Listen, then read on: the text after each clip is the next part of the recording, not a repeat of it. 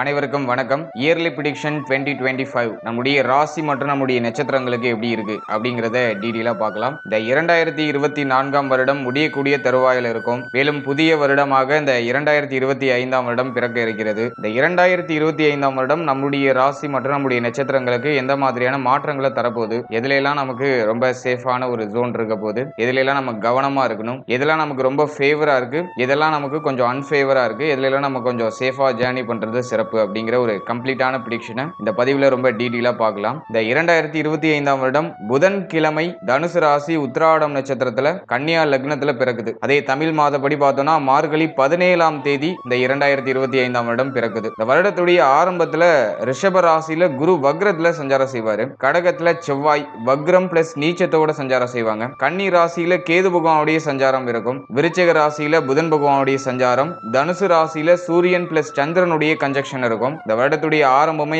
அமாவாசை யோகத்தோட ஆரம்பிக்குது. சூரியன் பிளஸ் சந்திரன் கன்ஜெக்ஷன் ஆகிறது அமாவாசை யோகம்னு சொல்லுவாங்க. ஆகவே இந்த வருடத்துடைய ஆரம்பம் அமாவாசை யோகத்தோட ஸ்டார்ட் ஆகுது. அடுத்ததா கும்ப ராசியில சுக்கிரன் பிளஸ் சனி கன்ஜெக்ஷன் அப்படிங்கிறது இருக்கும். ஃபைனலா மீனத்துல ராகு பகவானுடைய சஞ்சாரம் அப்படிங்கிறது இந்த வருடத்துடைய ஆரம்பத்துல இருக்கும். இந்த கிரக நிலைகளோட இந்த வருடம் அப்படிங்கிறது ஸ்டார்ட் ஆகுது. மேலும் இந்த 2025ல 3 முக்கியமான கிரகங்களுடைய இடப்பெயர்ச்சி அப்படிங்கிறது இருக்கு. இதுவுமே இந்த வருடத்துல ஒரு மிகப்பெரிய எதிர்பார்ப்பை ஏற்படுத்தி இருக்கு. அதாவது ஒன்னு மாத்தி ஒன்னு தொடர்ச்சியா வருட கிரகங்கள் அப்படின்னு சொல்லக்கூடிய குரு பகவான், சனி பகவான், ராகு, கேது இந்த கிரகங்களுடைய முக்கியமான இடப்பெயர்ச்சி அப்படிங்கிறது இந்த 2025ல இருக்கு. அதுல இன்னும் மைனூட்டா பார்த்தோம்னா ஜனவரி டு மேக்குள்ள முக்கியமான இடப்பெயர்ச்சிகள் அப்படிங்கிற குரு பெயர்ச்சி, சனி பெயர்ச்சி, ராகு கேது பெயர்ச்சி அப்படிங்கிறது இருக்கு. முதலாவதா பிப்ரவரி 4ஆம் தேதி குரு பகவான் வக்ர நிவர்த்தி ஆயிடுவாரு. அதாவது ரிஷபத்துல குரு பகவான் இருக்காரு. ரிஷப குரு அப்படிங்கிறது பிப்ரவரி 4ஆம் தேதி வக்ர நிவர்த்தி ஆயிடுவாரு. அதை தொடர்ந்து மார்ச் 29 சனி பெயர்ச்சி, சனி பகவான் மீன ராசிக்கு டிரான்சிட் ஆகிறாரு.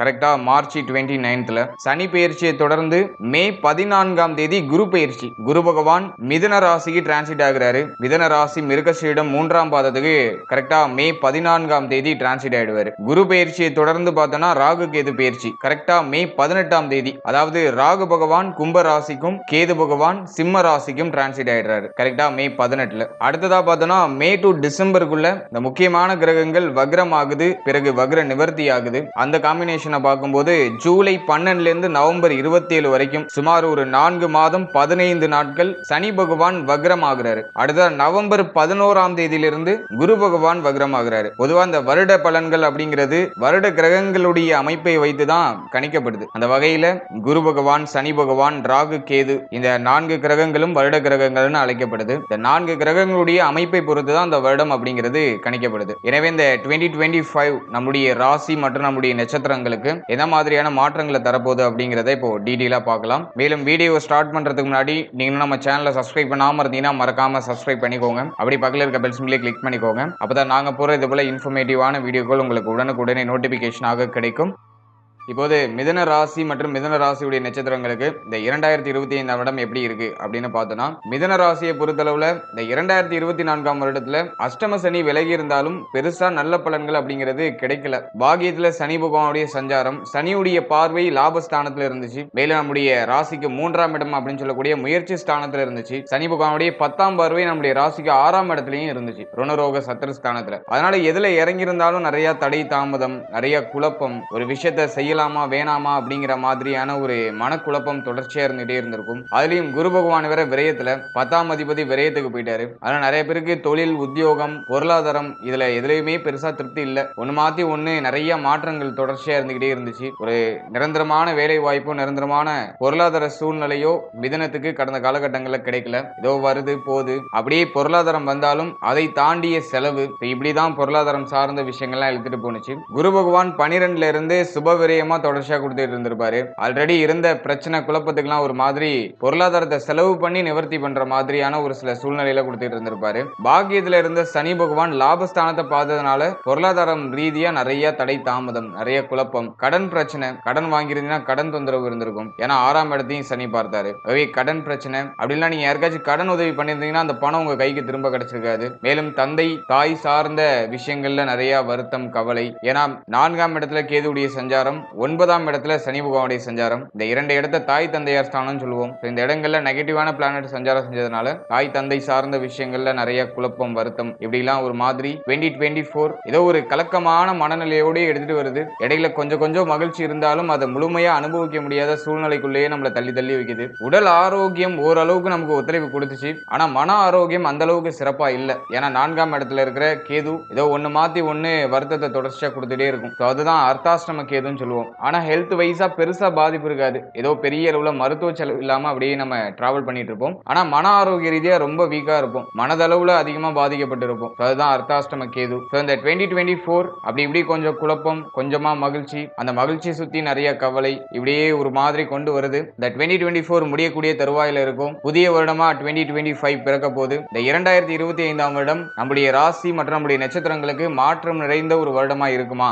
அப்படின்னு பார்த்தோம்னா இந்த 2025ல ராகு கேது பயிற்சி ரொம்ப ஃபேவரா இருக்கு. கேது 3ஆம் இடத்துக்கு வராரு, ராகு 9ஆம் இடத்துக்கு வராரு. அது நமக்கு ஒரு பெரிய அட்வான்டேஜா இருக்கு. பாகிய ராகு ஒரு மாதிரி குழப்பத்தை கொடுத்தாலும் குருவுடைய பார்வையில வந்துருவாரு. இந்த வருடத்துல ஜென்ம குரு 12ஆம் இடத்துல இருந்து குரு பகவான் டிரான்சிட் ஆகி ஜென்ம குருவா அமர போறாரு. ஜென்ம குரு கொஞ்சம் குழப்பம் தான், ஆனா பார்வையால பலம் சேர்ப்பார். குரு பகவான் ஜென்மத்துக்கு 12 வருஷத்துக்கு ஒரு வாட்டி தான் வருவாரு. அந்த வகையில மிதுனத்துக்கு இந்த வருடத்துல ஜென்ம குரு பார்க்கக்கூடிய இடங்கள் மிக முக்கியமான இடங்கள். நம்முடைய ஜென்மத்தில இருந்து 5ஆம் இடத்தை பார்ப்பாரு, தன்னுடைய சப்தம பார்வையால 7ஆம் இடத்தை பார்ப்பாரு, மேலும் 9ஆம் இடத்தை பார்ப்பாரு. ஆகவே 9ஆம் இடத்துல இருக்கிற ராகு குருவுடைய கண்ட்ரோல்ல இந்த வருடம் ஃபுல்லா வந்துருவாரு. அடுத்து சனி பயிற்சியை பொறுத்த அளவுல இந்த வருடத்துல பாகியத்துல இருக்கிற சனி பகவான் கர்மஸ்தானம் அப்படின்னு சொல்லக்கூடிய 10ஆம் இடத்துக்கு டிரான்சிட் ஆகிறாரு. அது நமக்கு ஒரு பெரிய வகையில நல்ல மாற்றங்களை நிச்சயமா ஏற்படுத்தி கொடுக்கும். கர்ம சனி, ஜீவன சனி அப்படின்னு சொல்லக்கூடிய 10ஆம் இடத்து சனி பெருசா குழப்பங்களை கொடுக்காது. ஏன்னா நமக்கு பாகியாதிபதி, அஷ்டமாதிபதி, பாகியாதிபதி அப்படிங்கிற ரோலை 10ஆம் இடத்துல பிளே பண்ணும்போது நல்ல மாற்றத்தை, நல்ல வளர்ச்சியை நிச்சயமா கொடுக்கும். அலி சனியுடைய பார்வை விரயத்துல இருக்கும், மேலும் 4ஆம் இடத்துல இருக்கும்.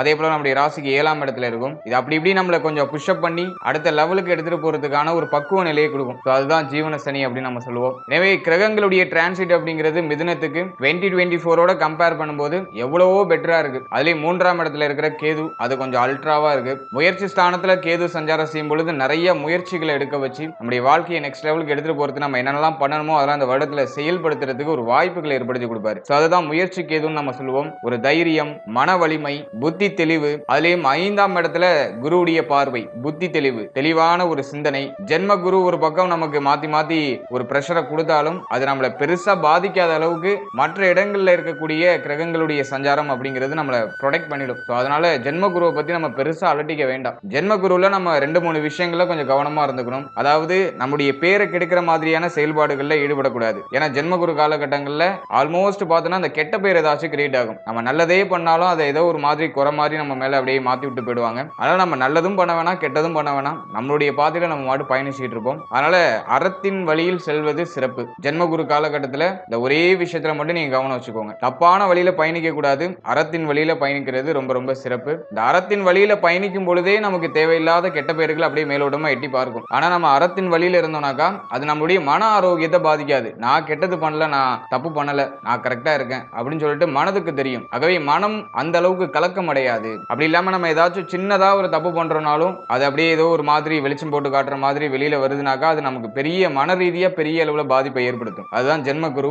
மிதுனத்துடைய இயற்கை குணமே என்னன்னாக்கா நல்லா வெளிப்படையா பேசுவாங்க. யாருக்கும் கெட்டது நினைக்க மாட்டாங்க. நான் என் பாதையில போறேன், நீங்க உங்க பாதையில போங்க, கொஞ்ச நேரம் பேசலாமா, உங்கள்ட்ட இருக்கிற கவலைகளை சொல்லுங்க, என்கிட்ட உள்ள கவலைகளை சொல்றேன், ஷேர் பண்ணிக்கலாம் அப்படிங்கிற மாதிரியான ஒரு பக்குவ மனநிலை உடையவர்கள் தான் மிதுன ராசிக்காரர்கள். ஆனா இவர்கள் வெளிப்படையா பேசுறதே சில சமயங்கள்ல குற்றமான பலன்களுக்குள்ள இழுத்து விட்டுரும். இவங்க வந்துட்டு இந்த பேச்சு, இந்த வாக்கு சாதுரியம் இதுல எல்லாம் கொஞ்சம் கவனம் செலுத்துறது சிறப்பு. எனவே இந்த வருடத்தை பொறுத்தளவுல பேச்சில ஒரு நிதானம் இருந்தால் சிறப்பு. அவசரப்பட்டு வார்த்தைகளை வெளியிடாம பேச்சில ஒரு நிதானம், நம்ம செய்யற செயல்பாடுகள்ல ஒரு கவனம், நிதானம், நம்ம எடுக்கிற முடிவுகள்ல ஒரு கவனம், நிதானம், இதெல்லாமே இருந்துச்சுன்னா இந்த வருடத்துல நிச்சயமா நல்ல மாற்றங்களை எதிர்பார்க்கலாம். அதையும் முயற்சி ஸ்தானத்துல இருக்கிற கேது நிறைய முயற்சிகள் எடுக்க வைப்பாரு. இந்த நேரம் கொஞ்சம் விறுவிறுப்பான வருடமா இருக்கும். சுறுசுறுப்பா அப்படி பயணிச்சுட்டே இருக்கக்கூடிய ஒரு காலகட்டமா இருக்கும். ஃப்ரீயா ஒரு 10 நிமிஷம் இருக்க முடியாது. தொடர்ச்சியா அதை ஏங்கிக்கிட்டே இருக்கிற மாதிரி ஒரு ஃபீல் வரும். நம்முடைய எதிர்காலத்தை நோக்கி பயணிக்கக்கூடிய மிக முக்கியமான மாற்றங்களை செய்யக்கூடிய ஒரு வருடமா இருக்கும். ஆகவே கொஞ்ச நேரம் ஃப்ரீயான ஒரு டைம் பீரியட் கிடைக்காது. அப்படியே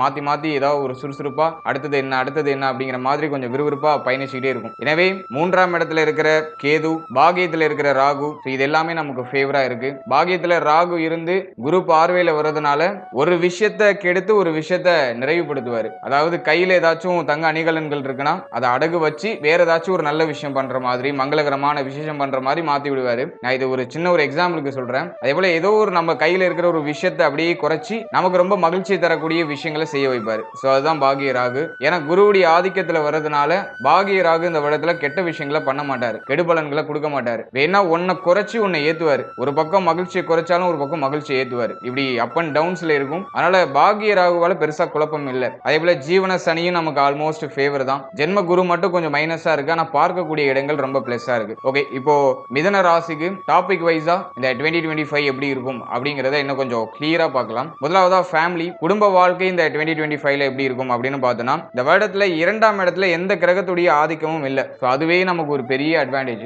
ஜென்ம குரு காலகட்டம் ஆகவே ஏதோ ஒரு மாதிரி தொடர்ச்சியா ஒரு சிந்தனை ஓடிக்கிட்டே இருக்கும். ஃபேமிலி ரிலேட்டடா ஏதோ ஒரு சிந்தனை ஓடிக்கிட்டே இருக்கும். குடும்பத்தை நம்ம அடுத்த லெவலுக்கு எடுத்துட்டு போகணும். அந்த விறுவிறுப்பு தன்மை மூளைகள்ல தொடர்ச்சியா ஓடிக்கிட்டே இருக்கும். அதுலயும் குரு நமக்கு 7ஆம் அதிபதி 10ஆம் அதிபதி. ஆகவே எதிர்காலத்தை பற்றிய சிந்தனை தான் மூளைக்குள்ள அதிகமா ஓடிக்கிட்டு இருக்கும். ஃபேமிலி ரிலேட்டடான சிந்தனை தான் அதிகமா ஓடிக்கிட்டு இருக்கும். பொருளாதாரம் பற்றிய சிந்தனை அதிகமா ஓடிக்கிட்டு இருக்கும். ஆகவே ஜென்ம குரு நமக்கு பெருசா மைனஸ் பண்ணாது. அதுலயும் 2ஆம் இடத்துல எந்த கிரகத்துடைய ஆதிக்கமும் இல்ல. அதனால இந்த வருடத்துல குடும்ப வாழ்க்கை ரீதியா நல்ல வளர்ச்சி இருக்கும். இதோ ஆரம்பத்துல கொஞ்சம் மைனஸா போற மாதிரி இருக்கும். சோ அதோட எண்ட் ரிசல்ட் பாத்தீங்கன்னாக்கா நிச்சயமா உங்களுக்கு ஃபேவராகவும் மகிழ்ச்சி தரக்கூடிய ரிசல்ட்டாகவும் தான் இருக்கும். ஆகவே குடும்பத்துடைய தேவைகளை பூர்த்தி செய்யறது, குடும்பத்துல மகிழ்ச்சிகரமான சூழ்நிலைகள் நிறைய இருக்கிறது. ஏன்னா இந்த வருடத்துல 7ஆம் இடத்துல குருவுடைய பார்வை, சனியுடைய பார்வை, 5ஆம் இடத்துல குருவுடைய பார்வை, 9ஆம் இடத்துல குருவுடைய பார்வை. ஆகவே மங்களகரமான இடங்கள்ல குருவுடைய பார்வை பதியுது. ஆகவே நிறைய மங்களகரமான விசேஷங்கள் குடும்பத்துல நடக்கிறது, சுப பேச்சுவார்த்தைகள் நடக்கிறது. மேலும் குடும்பத்தில் ஆல்ரெடி இருந்த குழப்பமான சூழ்நிலைகள், மனவருத்தமான சூழ்நிலைகள்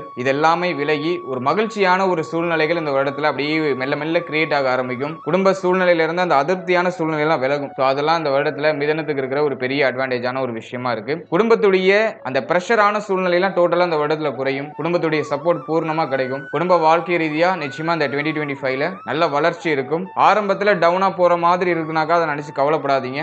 மே மாதத்துக்கு மேல குரு பயிற்சிக்கு மேல சூழ்நிலைகள் எல்லாமே டோட்டலா மாற்றி அமைக்கப்படும். நமக்கு ஒரு நல்ல ஒரு மாற்றமான சூழ்நிலை நிச்சயமா வரும். இந்த வருடத்துல சனி பயிற்சிக்கு பிறகு, அதாவது மார்ச் 29க்கு பிறகு தாய் சார்ந்த விஷயங்கள கொஞ்சம் கவனமா இருக்கிறது நல்லது. ஏன்னா 4ஆம் இடத்துல சனியுடைய பார்வை பதியும். மேலும் அந்த இடத்துல கேது விலகாம மே 18 வரைக்கும் இருப்பாரு. அவை மார்ச் 29ல இருந்து மே 18 வரைக்கும் தாயார் சார்ந்த விஷயங்கள்ல கொஞ்சம் அவேர்னஸா இருக்கிறது நல்லது. மற்றபடி பெரிய அளவுல குழப்பங்கள் இல்ல, கொஞ்சம் கவனம் வச்சுக்கிறது சிறப்பு. ஓவராலா குடும்ப வாழ்க்கையை பொறுத்த அளவுல இந்த வருடத்துல நிறைய முக்கியமான மாற்றங்கள், முக்கியமான வளர்ச்சிகளை மிதுனம் சந்திக்க இருக்கு. கொஞ்சம் விறுவிறுப்பான வருடமா இருக்கும், சுறுசுறுப்பான வருடமா இருக்கும். தொடர்ந்து நம்ம இயங்கிக்கிட்டே இருக்கக்கூடிய ஒரு வருடமா இருக்கும். குடும்பத்துடைய முக்கியமான மாற்றங்களை இந்த வருடத்துல செய்யறதுக்கான முயற்சிகள் எடுப்பீங்க. ஏன்னா முயற்சி ஸ்தானம் ஆக்டிவேட் ஆகுது. குறிப்பா மே 18க்கு மேல அதீதமான முயற்சிகளை குடும்பம் சார்ந்த வகையில எடுப்பீங்க. எனவே இந்த 2025 குடும்பம் சார்ந்த வகையில மிதுனத்துக்கு ஆல்மோஸ்ட் ஃபேவராவே இருக்கு. பெருசா நெகட்டிவ் இல்ல. அடுத்த பிசினஸ், ஜாப் அண்ட் கெரியர், நம்முடைய தொழில் மற்றும் உத்தியோக வாழ்க்கை இந்த வருடத்துல எப்படி இருக்கும்? ஜீவன சனி பொதுவா 10ல ஒரு பாவி இருக்கிறது சிறப்புன்னு சொல்லியிருக்காங்க. அதையும் சனி பகவான் நமக்கு பாகியாதிபதி, அவர் போயிட்டு 10ஆம் இடத்துல தான் இருக்காரு. பாகியாதிபதி கேந்திரம் ஏறுறது சிறப்பு. எனவே இந்த வருடத்துல முதல் 4 மாதங்கள் இந்த தொழில் உத்தியோகம் சார்ந்த வகையில கொஞ்சம் ஸ்ட்ரகிளான சூழ்நிலையில கொடுத்தாலும் மே 18க்கு மேல நிச்சயமா தொழில் உத்தியோகம் சார்ந்த வகையில பெரிய வளர்ச்சியை சனி பகவான் கொடுத்துருவாரு. ஜீவன சனியை பொறுத்தளவுல நீங்க எஃபோர்ட் போடுறீங்களான்னு செக் பண்ணுவாரு. நீங்க எந்த அளவுக்கு இறங்கி முயற்சி பண்றீங்க, எந்த அளவுக்கு இறங்கி எஃபோர்ட் போடுறீங்களோ அந்த அளவுக்கு பெரிய வளர்ச்சியை அந்த வருடத்துல நிச்சயமா அடைய முடியும். சனி பகவான் 30 வருஷத்துக்கு ஒரு வாட்டி தான் ஜீவனஸ்தானத்துல சஞ்சாரம் செய்வாரு. ஆகவே இந்த வருடம் ஜீவன சனி ஆக்டிவேட் ஆகுது. ஆகவே நீங்க எஃபோர்ட் போடுறதுக்கு தகுந்த நல்ல பலன்கள் அப்படிங்கிறது கிடைக்கும். இந்த வருடத்துல தொழில் உத்தியோகம் சார்ந்த வகையில மே 18க்கு மேல நல்ல மாற்றங்களை எதிர்பார்க்கலாம். அதுலயும் முயற்சி ஸ்தானத்துல கேது தொடர் முயற்சிகளை நிறைய செய்ய வைப்பாரு. தொழில் உத்தியோகம் சார்ந்த வகையில மாத்தி மாத்தி ஏதாச்சும் பண்ணி நம்ம அடுத்த லெவலுக்கு போகணும் அப்படிங்கிற அந்த ஒரு புஷ்அப்பை தொடர்ச்சியா நம்மளுடைய மூளைக்குள்ள கொடுத்துக்கிட்டே இருப்பாரு. ஆகவே அந்த ஒரு கிரிப்பை கரெக்டா புடிச்சுக்கிட்டு இந்த வருடத்துல தொழில் உத்தியோகம் நீங்க எந்த ஃபீல்டுல இருந்தாலும் சரி, அதுல உங்களுடைய 100% ஆன எஃபோர்ட்டை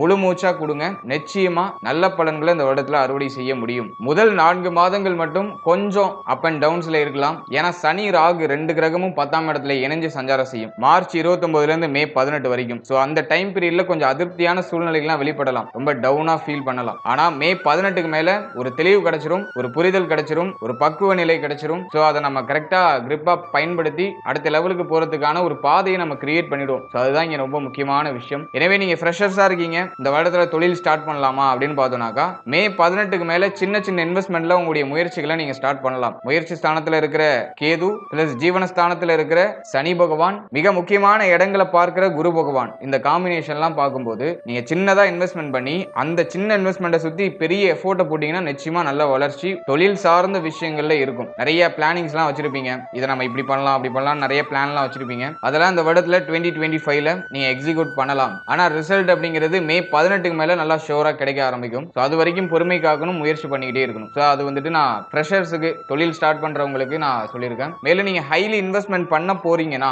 அதிகமான முதலீடு பண்ண போறீங்கன்னா உடைய ஜனன கால ஜாதகத்தை ஒரு வாட்டி செக் பண்ணிக்கோங்க. தசாபுக்தி ஃபேவரா இருக்கா அப்படிங்கறத கிராஸ் செக் பண்ணிட்டு அதன் பிறகு உங்களுடைய இன்வெஸ்ட்மெண்ட்டை ஸ்டார்ட் பண்ணுங்க. மற்றபடி சின்ன இன்வெஸ்ட்மெண்ட் பண்றதுக்கு ஒரு ஃபேவரான டைம் பீரியட், இன்வெஸ்ட்மெண்ட் கம்மியா இருக்கணும், உழைப்பு அதிகமா இருக்கணும். சோ அந்த காம்பினேஷன் சேரும்போது இந்த வருடத்துல நல்ல வளர்ச்சி அப்படிங்கிறது இருக்கும். அடுத்து ஆல்ரெடி நீங்க பிசினஸ் பண்ணிட்டு இருக்கீங்க, ரொம்ப டவுனா போயிட்டு இருக்கு அப்படின்னாக்கா நிச்சயமா மே 18க்கு மேல நஷ்டத்துல போயிட்டு இருந்த தொழில் கூட லாபத்தை நோக்கி பயணிக்க ஆரம்பிக்கும். நல்ல திடீர் மாற்றங்கள் அப்படிங்கிறது மே 18க்கு மேல ஏற்படும். ராகு கேது பயிற்சிக்கு பிறகு தொழில் ரீதியா இருந்த அந்த ஒரு அதிருப்தியான சூழ்நிலை, ஒரு நிரந்தர தன்மையற்ற அந்த சூழ்நிலை, இதெல்லாமே விலகி ஒரு நிரந்தரமான தொழில், நிரந்தரமான ஒரு மாற்றம், நம்முடைய கமிட்மெண்ட்ஸ்லாம் ஃபுல்ஃபில் பண்ற மாதிரி ஒரு சில லாபங்கள், இது எல்லாத்தையும் இந்த 2025ல தொழில் ரீதியா நீங்க எதிர்பார்க்கலாம். குறிப்பா மே 18க்கு மேல நல்ல மாற்றம் தொழில் சார்ந்த விஷயங்கள்ல நிச்சயமா ஏற்படும். ஏன்னா பாகியாதிபதி 10ஆம் இடத்துல கர்மஸ்தானத்துல இருக்காரு. அதுவே நமக்கு ஒரு சிறப்பான ஒரு வளர்ச்சியை வலியுறுத்தி சொல்லுது. குருவுடைய பார்வையும் பாகிய ஸ்தானத்துல இருக்கு. அதுவுமே நமக்கு ஒரு நல்ல மாற்றம் தான். ராகு கொஞ்சம் அப்படியே டவுன் பண்ணுவாரு.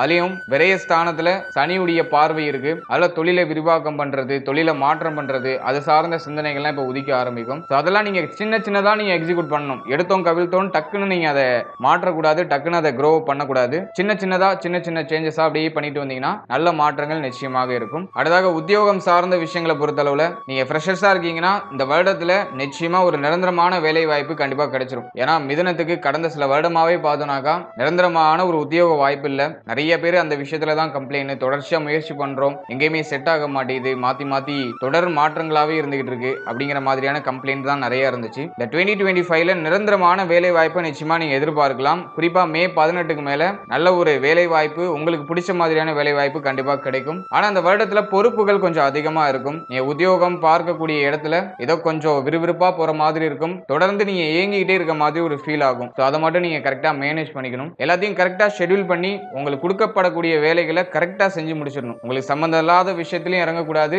அதே போல சம்பந்தம் உள்ள விஷயத்துல கோட்டையும் விட்டுறக்கூடாது. அந்த உங்களுக்கு கொடுக்கக்கூடிய வேலைகளை கரெக்டா முழு மூச்சோட இறங்கி எந்த விஷயத்தையும் தள்ளி போடாம கையோட முடிச்சிடுறது சிறப்பு. அது உங்களுடைய உத்தியோக வாழ்க்கையில நிச்சயமா ஒரு வளர்ச்சி ஏற்படுத்தி கொடுக்கும். அதே போல ஆல்ரெடி நீங்க உத்தியோகத்துல இருக்கீங்கன்னா இந்த வருடத்துல மே 18க்கு மேல நிச்சயமா உத்தியோகத்துல சம்பள உயர்வு, பதவி உயர்வு, ஒரு நல்ல மாற்றம், ஒரு பிடித்த மாதிரியான ஒரு நல்ல மாற்றம், நல்ல ஒரு அங்கீகாரம், இதெல்லாமே கிடைக்கும். அதே சமயத்துல கொஞ்சம் மன உளைச்சலும் இருக்கும். ஏன்னா வந்துட்டு 4ஆம் இடத்துல சனியுடைய பார்வை, ஆகவே தொழில் உத்தியோகம் சார்ந்த வகையில கொஞ்சம் பிரஷரா போற மாதிரி இருக்கும். அதை நீங்க கரெக்டா மேனேஜ் பண்ணிக்கணும். அதை மட்டும் நீங்க கரெக்டா மேனேஜ் பண்ணிட்டீங்கன்னா இந்த வருடத்துல தொழில் உத்தியோகம் சார்ந்த வகையில நல்ல மாற்றமும் நல்ல வளர்ச்சி நிச்சயமா இருக்கும். அடுத்த மணி ஃப்ளோ, பொருளாதாரம் சார்ந்த விஷயங்கள் இந்த 2025ல எப்படி இருக்கும் அப்படின்னு பார்த்தோம்னா இந்த வருடத்துல பொருளாதார ரீதியா நிச்சயமா வளர்ச்சி உண்டு. ஏன்னா லாபஸ்தானத்துல சனி பார்வை விலகுது, குருவுடைய பார்வையும் மிக முக்கியமான இடங்கள்ல இருக்கு. ஜென்ம குருவாக இருந்தாலும் நமக்கு பொருளாதாரத்துல வளர்ச்சியை கொடுப்பாரு. ஆனா சனியுடைய பார்வை விரயத்துல இருக்கு. ஆகவே தொடர் விரய செலவுகள் இருந்துகிட்டே இருக்கும். 4ஆம் இடத்துல சனியுடைய பார்வை, மேலும் 7ஆம் இடத்துல சனியுடைய பார்வை,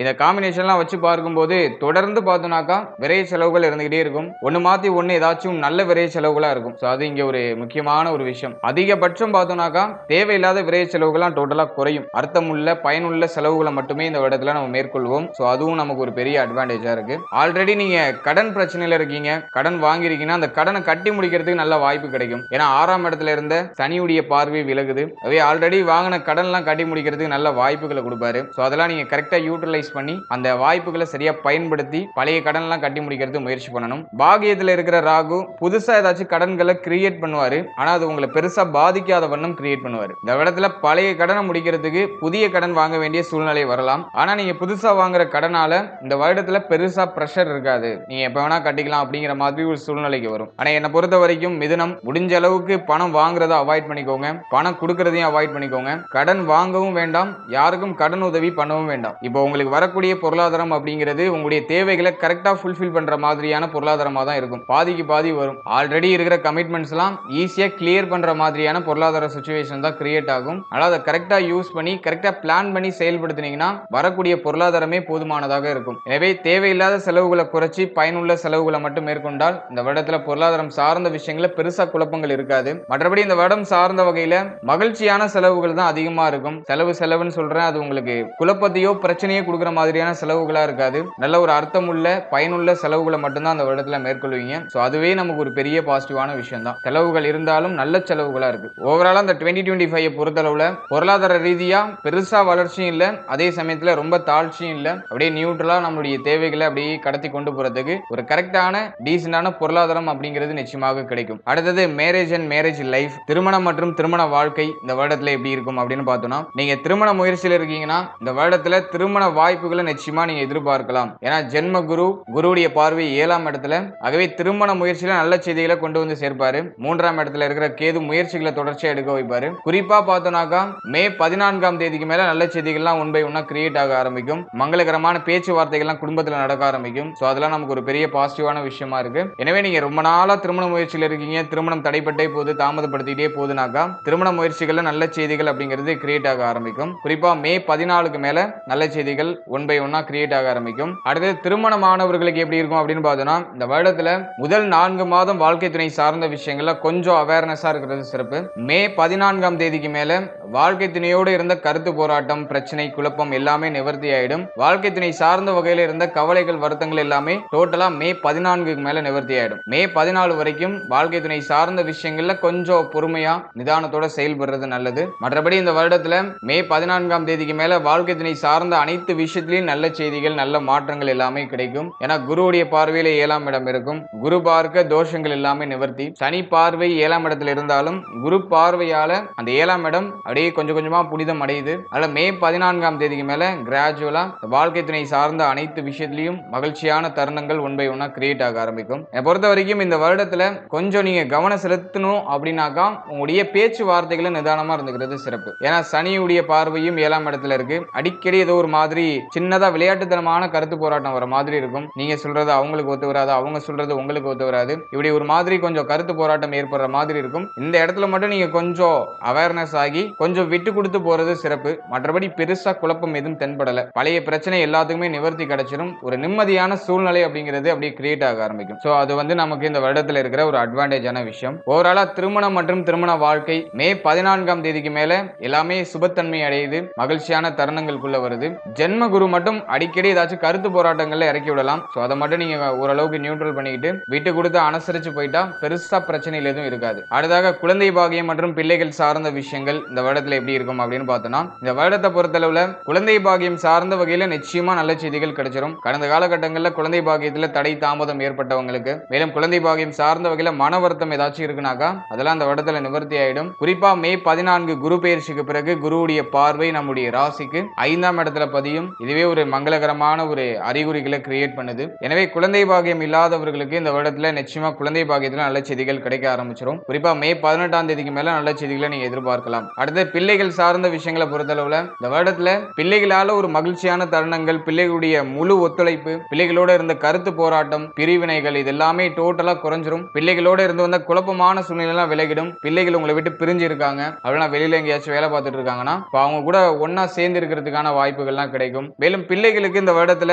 சுப விசேஷங்கள் பண்றது, சுப விசேஷம் சம்பந்தமான பேச்சுவார்த்தைகள் பண்றது, அதே போல குழந்தைகளுடைய எதிர்கால வளர்ச்சிக்காக செலவு செய்யறது, இப்படி ஒரு விதமான சுபவிரய செலவுகள் பிள்ளைகள் சார்ந்த விஷயங்கள்ல இந்த வருடத்துல இருக்கும். மொத்தத்துல இந்த வருடத்துல பிள்ளைகளுடைய எதிர்காலம், பிள்ளைகளுடைய வளர்ச்சி, பிள்ளைகளுடைய மாற்றம் இதெல்லாமே உங்களுக்கு மகிழ்ச்சியை தரக்கூடியதாக இருக்கும். பிள்ளைகள் சார்ந்த வகையில இருந்த கவலைகள்லாம் இப்ப நிவர்த்தி ஆயிடும். அதெல்லாம் நமக்கு ஒரு பெரிய அட்வான்டேஜா இருக்கு. ஓவரால் அந்த வருடத்துல குழந்தை பாகியம், பிள்ளைகள் சார்ந்த விஷயங்கள் இது எல்லாத்துலயும் ஒரு வகையில மகிழ்ச்சி, ஒரு வகையில மாற்றம், ஒரு மன நிறைவு இது எல்லாமே நிச்சயமா அந்த வருடத்துல கிரியேட் ஆகும். அடுத்த ஸ்டூடெண்ட்ஸ் மாணவ மாணவிகளுக்கு இந்த 2025 எப்படி இருக்கும் அப்படின்னு பார்த்தோம்னா, அர்த்தாசிரம கேது 2024ல, அதனால மாணவ மாணவிகளுக்கு படிப்பு சார்ந்த விஷயங்கள்ல முயற்சி பண்ணாலும் அதுல ஏதாச்சும் ஒரு தடை, முயற்சி பண்ணாலும் நான் எதிர்பார்த்த விஷயம் கிடைக்கல அப்படிங்கிற ஒரு மாதிரி ஒரு குறை, ஒரு விஷயத்தை தொடர்ச்சியா பண்ண முடியல அப்படிங்கிற மாதிரியான ஒரு வருத்தம் இதெல்லாம் மாணவ மாணவிகளுக்கு 2024ல இருந்திருக்கலாம். அர்த்தாசிரம கேது விலகக்கூடிய காலகட்டம். ஜென்ம குரு மட்டும் கொஞ்சம் குழப்பமா இருக்கு. ஜென்ம குரு மட்டும் தொடர்ச்சியா குழப்பங்களை கொடுத்துட்டு இருப்பாரு. இதை பண்ணலாமா, அதை பண்ணலாமா, இதை செயல்படுத்தலாமா, அதை செயல்படுத்தலாமா,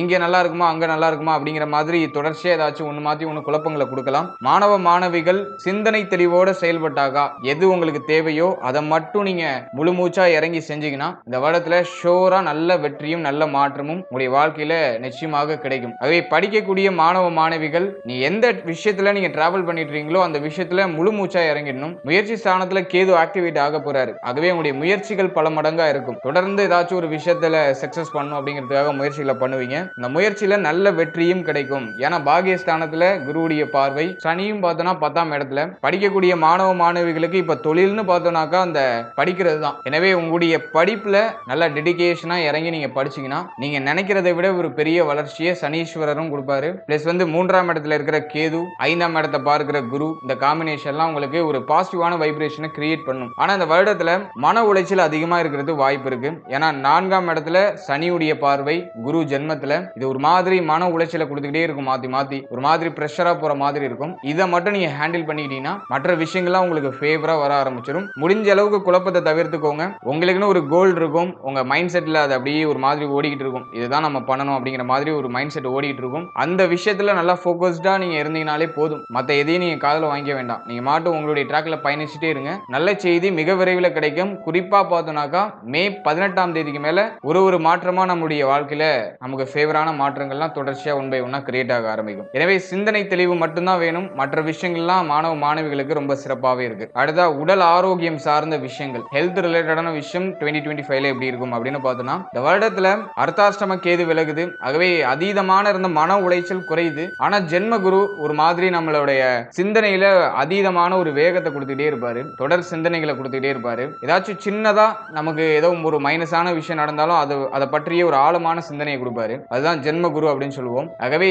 மனதை ரொம்ப அலைப்பாய விடாம, ரொம்ப குழப்பத்துக்குள்ளேயே இல்லாம முடிஞ்ச அளவுக்கு தெளிவுபடுத்திக்கோங்க. அதை மட்டும் நீங்க ஹைலி போக்கஸ்டா நீங்க பண்ணிக்கிறது சிறப்பு. நீங்க எந்த ஏஜ் கேட்டகரியில இருந்தாலும் சரி, சின்ன விஷயத்தை பெருசா ஊத வேண்டாம். ஒரு சாதாரணமா நடக்கிற விஷயத்தை ரொம்ப ஓவரா டீப்பா போய் திங்க் பண்ண வேண்டாம். அந்த சிந்தனை ஓட்டத்துல நீங்க கொஞ்சம் கவனம் செலுத்திக்கிறது சிறப்பு. மற்றபடி உடல் ஆரோக்கியம் சார்ந்த விஷயங்களை பொறுத்த அளவுல இந்த வருடத்துல பெருசா குழப்பம் எதுவும் தென்படல. ஏன்னா ஜீவன சனி 4ஆம் இடத்துல இருக்கிற சனியுடைய பார்வை இது நமக்கு தொடர்ச்சியா இயங்குறதுக்கான ஒரு சூழ்நிலை தான் கொடுக்குது. அதனால அடிக்கடி பார்த்தோம்னாக்கா மன ஆரோக்கிய ரீதியா கொஞ்சம் லேசியா ஃபீல் ஆகலாம். ரொம்ப டைர்டா இருக்கிற மாதிரி ஃபீல் ஆகலாம். அதிகமா அலைச்சல் இருக்கிற மாதிரி ஃபீல் ஆகலாம். கொஞ்சம் சோர்வான மனநிலை இருக்கிற மாதிரி ஃபீல் ஆகலாம். இதை மட்டும் நீங்க கொஞ்சம் சரிப்படுத்திக்கிறது சிறப்பு. நல்ல ஆரோக்கியமான உணவுகள் எடுத்துக்கோங்க. டயத்துக்கு சாப்பிடுங்க, டயத்துக்கு தூங்குங்க. ஜென்மகுரு இருந்தாலே நேரம் கடந்த தூக்கம், நேரம் கடந்த உணவு, சரியான டயத்துக்கு எதையும் ப்ராப்பரா பண்ண முடியாது. அதான் ஜென்மகுரு. இந்த ஒரு விஷயத்துல மட்டும் நீங்க போக்கஸ்டா இருந்தீங்கனாலே போதும். டயத்துக்கு சாப்பிட்டுட்டு டயத்துக்கு தூங்கிட்டு உங்களுடைய ஒர்க்கை நல்லா இயர்லியாவே நீங்க ஸ்டார்ட் பண்ணீங்கன்னா ரொம்ப சிறப்பு. ஜென்மகுரு நடக்கக்கூடிய காலகட்டம் அப்படிங்கிறதுனால தினமும் காலையில எந்திரிச்சு தெய்வ வழிபாட்டோட நாட்களை தொடங்குறது சிறப்பு. தினமும் மெடிடேஷன் பண்ணணும். ஜென்மகுரு காலகட்டத்தில் தினமும் மெடிடேஷன் பண்ணணும். அடுத்த ஒரு வருஷத்துக்கு இதை உங்களுடைய லைஃப் ஸ்டைல்ல ஆட் பண்ணிக்கோங்க. நல்லா மெடிடேஷன் பண்ணுங்க. முடிஞ்சா உடற்பயிற்சி பண்ணுங்க. நல்லா மூச்சு பயிற்சி பண்ணுங்க. நிறைய ஆக்சிஜன் உள்ள போயிட்டு வரணும். மூளைக்கு நிறைய ஆக்சிஜன் போற மாதிரி நிறைய நல்லா இழுத்து மூச்சை விட்டு நல்லா மூச்சு பயிற்சி பண்ணுங்க. இதெல்லாமே நம்ம பண்ணிட்டு வரும்போது மன ஆரோக்கியம், சிந்தனை தெளிவு இதெல்லாமே நமக்கு சிமிலரா கிடைக்க ஆரம்பிக்கும். இந்த வருடத்துல கொஞ்சம் மைனூட்டா பார்த்தோம்னா எந்த பார்ட்ல நம்ம கொஞ்சம் கவனம் வச்சுக்கலாம் அப்படின்னு பார்த்தோம்னா ஜென்மகுரு நம்முடைய தலை, நம்முடைய மூளை சார்ந்த விஷயங்கள்ல கவனம் இருக்கணும். அதுதான் நான் சிந்தனைன்னு சொல்லிட்டு இருக்கேன். ஓவரா திங்க் பண்ணக்கூடாது.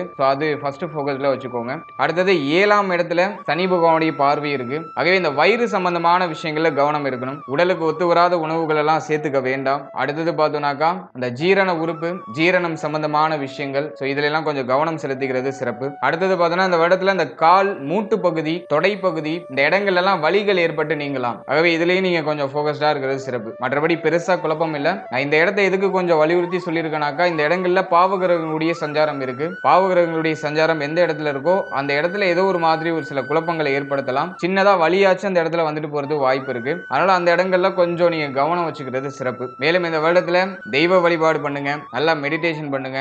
நடைபயிற்சி தினமும் பண்ணுங்க. ஆரோக்கியமான உணவு முறைகள்லயே தொடர்ச்சியா இருங்க. நிறைய பச்சை காய்கறிகள், நிறைய கீரை வகைகள் இதெல்லாம் சேர்த்துக்கோங்க. இதெல்லாம் புதனோட ஆதிக்கத்துல வர உங்களுக்கு இயற்கையாவே தெரியும். ஏன்னா மிதுனம் புதனுடைய ஆதிக்கத்துல வருது. தெளிவான சிந்தனை, எது சரியோ அதை மட்டும் தான் செய்வாங்க. ஏன்னா கொஞ்சம் சிற்றின்ப பிரியர்கள், டக்குன்னு ஏதாச்சும் மகிழ்ச்சி தரும்னாக்கா அதுல இறங்கிடுவாங்க. அவை முடிஞ்ச அளவுக்கு அந்த ஜங்க் ஃபுட்லாம் அவாய்ட் பண்ணிக்கோங்க. வெளியிடங்கள்ல சாப்பிட்றதெல்லாம் குறைச்சுக்கோங்க. உடல் ஆரோக்கியத்துக்கு அதிகமான முக்கியத்துவத்தையும் மன ஆரோக்கியத்துக்கு இந்த வருடத்துல மட்டும் கொஞ்சம் அதிகமான முக்கியத்துவத்தையும் கொடுக்கிறது ரொம்ப சிறப்பு. ஓவராலா அந்த 2025 பொறுத்தளவுல சிந்தனை தெளிவு மட்டும் இருந்தா போதும். மற்ற விஷயங்கள்லாம் நமக்கு ரொம்ப ஃபேவராவே இருக்கு. ரொம்ப குழப்பிக்காம ஆழமா போய் சிந்திக்காம அப்படியே மேலோட்டமாவே இருந்துட்டு மனதை அமைதிப்படுத்துறதுக்கு முயற்சி பண்ணுங்க. அதை மட்டும் நீங்க சரியா பண்ணிட்டாலே இந்த வருடத்துல பெருசா குழப்பம் இருக்காது. மற்ற விஷயங்கள்லாம் நமக்கு ரொம்ப ஃபேவராகவே இருக்கு. 2024ஓட கம்பேர் பண்ணும்போது இந்த 2025 எல்லாத்துலயும் பெட்டரா தெரியுது. ஆனா சிந்தனை ஓட்டம் மட்டும் கொஞ்சம் ஹெவியா இருக்கு. அதுல மட்டும் நீங்க கவனம் வச்சுக்கிறது சிறப்பு. வாழ்த்துக்கள். இப்போ நீங்க இது வரைக்கும் பார்த்த பலன்கள் எல்லாமே ஒரு பொதுவான கோச்சார பலன்கள் தான். இந்த பலன்கள் அப்படிங்கிறது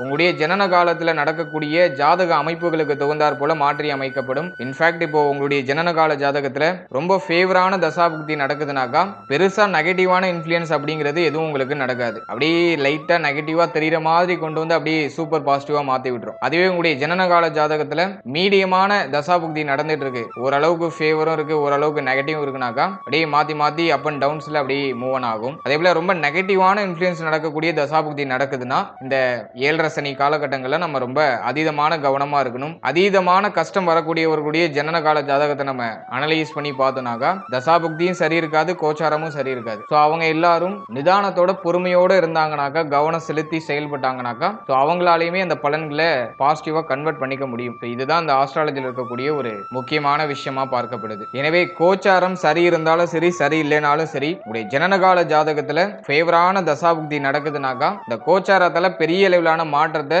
உங்களுடைய வாழ்க்கையில ஏற்படுத்த முடியாது. இதை நல்லா அண்டர்ஸ்டாண்ட் பண்ணிக்கிட்டு உங்களுடைய பர்சனல் சார்ட்டை ஒரு வாட்டி செக் பண்ணிட்டு அதோட இந்த கோச்சாரத்தை கம்போஸ் பண்ணி பார்த்துக்கிட்டீங்கன்னா நல்ல பலன்கள் அப்படிங்கிறது உங்களுக்கு கிடைக்கும். ஒரு கிளியரான அண்டர்ஸ்டாண்டிங் அப்படிங்கிறது கிடைக்கும். ஏன்னா சில பேருக்கு பார்த்தோம்னா ஜென்மசனி நடந்துட்டு இருக்கும், கோச்சார ரீதியா ஒரு பக்கம் நெகட்டிவான இன்ஃப்ளூயன்ஸ் நடந்துகிட்டு இருக்கும், ஆனா அவங்க ஜனனகால ஜாதகம் ரொம்ப வலுவா இருக்கும், ரொம்ப ஃபேவரான தசாபுக்தி நடந்துகிட்டு இருக்கும், அப்படியே அவங்க மாட்டுக்கு அப்படியே உயர்ந்துகிட்டே போவாங்க. அதே போல கோச்சாரம் ரொம்ப ஃபேவரா இருக்கும், ஆனா ஜனனகால ஜாதகத்துல தசாபுக்தி சரி இருக்காது. கோச்சாரம் என்னதான் நம்ம பாசிட்டிவா சொன்னாலும் இவங்களுக்கு நடக்கிறது பூரா கொஞ்சம் நெகட்டிவான இன்ஃப்ளூயன்ஸாவே இருக்கும். ஸோ இது வந்து நம்மளுடைய பர்சனல் சார்ட்டை பொறுத்து நிறைய மாற்றங்களை சந்திக்கும். எனவே உங்களுடைய பர்சனல் சார்ட்டை ஒரு வாட்டி அனலைஸ் பண்ணிட்டு அதுக்கப்புறம் அந்த கோச்சாரத்தை அதோட எடுத்து கம்போஸ் பண்ணி பார்த்தீங்கன்னா ஒரு கிளியர் அண்டர்ஸ்டாண்டிங் அப்படிங்கிறது கிடைக்கும். And finally very limited time. So be cool, stay happy, stay